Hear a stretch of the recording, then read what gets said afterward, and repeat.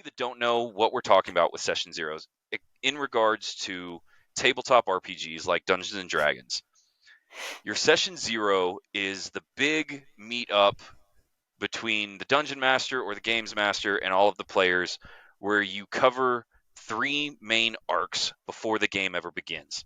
For my table, this is also where all the characters get built and created.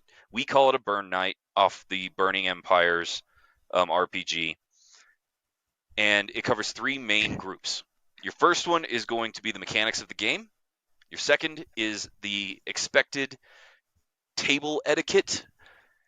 And the last is consent of players, where you start covering some of the sensitive topics that might come up for the story.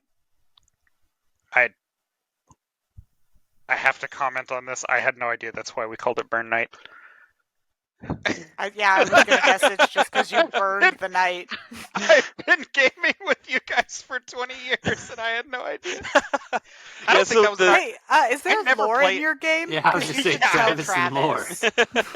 Well, and see, that's funny because every table, if you game together long enough, you end up getting this kind of sub-lexicon of terms and vernacular that you use for shorthand on stuff.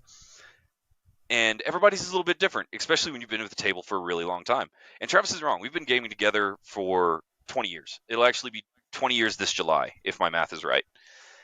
And I got the term Burn Night because one of the first non-Dungeons & Dragons tabletops that we tried to play was called Burning Empires.